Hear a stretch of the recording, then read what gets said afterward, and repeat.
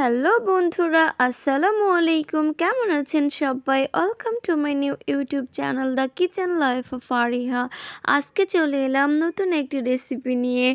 দেখতেই পাচ্ছেন আমার হাতে বড় বড় 3টা চিচিঙ্গা। তো আজকে আমি কোনো রকম তিতা ছাড়াই সুস্বাদু চিচিঙ্গা ভাজি করে দেখাবো। এইভাবে রান্না করলে কোনো রকম তিতা লাগবে না, খেতে অনেক সুস্বাদু লাগবে। তো চলুন দেখে নেই।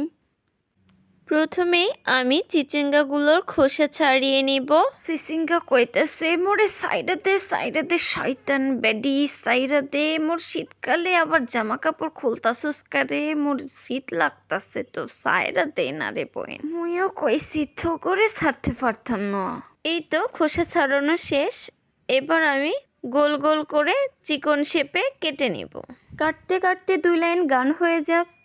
আমার মতো এত সুখী নয়তো কারো জীবন, কি আদর স্নেহ ভালোবাসা জড়ানো মায়ার বাঁধন। ব্যাস কাটটা শেষ। এর মাঝে অফ স্ক্রিনে আমি 4টি বড় সাইজের কাঁচা পেঁয়াজ কুচি ও 8টি কাঁচা লঙ্কা কুচি নিয়ে নিয়েছি। এইবার চিচিঙ্গাগুলোদের গোসল করাই দিব একেবারে ঠান্ডা পানি দিয়ে, দেখ কেমনটা লাগে। পরিষ্কার শেষ। এবার চুলায় একটি প্যানের মধ্যে আমি 4 কাপ পরিমাণ পানি অ্যাড করে দিব।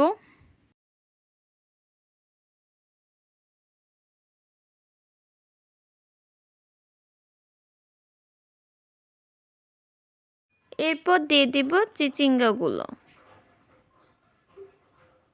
1 চা চামচ লবণ অ্যাড করে দিলাম, যেন খুব সহজেই চিচিঙ্গা তিতা ভাব চলে যায়।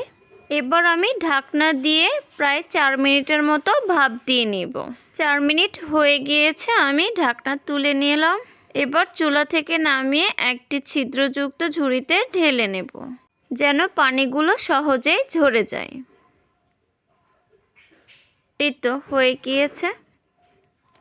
এরপর আমি চুলায় একটি প্যানের মধ্যে 1/2 কাপ পরিমাণ সয়াবিন তেল অ্যাড করে নিলাম। এবার দিয়ে দেব কিছু আস্ত জিরা, দিয়ে দেব 4টি পেঁয়াজ কুচি। এবার দিয়ে দিলাম 8টি কাঁচা লঙ্কা কুচি। 1 চা চামচ লবণ দিয়ে দিলাম, 1/2 চা চামচ মরিচ গুঁড়ো, অল্প কিছু হলুদ গুঁড়ো।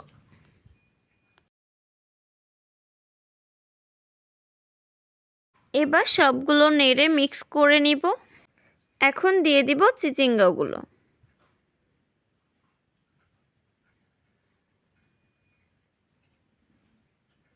এবার সবগুলো নেড়ে দিব। এখন আমি অনবরত নাড়তে থাকবো, না হলে পুড়ে যেতে পারে। আমি এখানে আর কোনো পানি অ্যাড করব না, যেহেতু আগেই সিদ্ধ করে নিয়েছিলাম। আমি প্রায় 8 মিনিটের মতো রান্না করে নিব। তো দেখুন হয়ে গিয়েছে, নামিয়ে নিব। ব্যাস রেডি হয়ে গেল মজাদার স্বাদের চিচিঙ্গা ভাজি রেসিপি। তো দেখতে যতটা সুন্দর হয়েছে, খেতেও তেমনি সুন্দর। আপনারা এভাবে ট্রাই করে দেখবেন কতটা সুন্দর লাগে চিচিঙ্গা ভাজি। তো আমার রেসিপিটি যদি ভালো লেগে থাকে একটি লাইক, কমেন্ট ও শেয়ার করে দিবেন এবং আমার চ্যানেলটি সাবস্ক্রাইব করে দিবেন। আজকের মতো এ পর্যন্তই। ভালো থাকবেন সবাই, সুস্থ থাকবেন। আল্লাহ হাফেজ।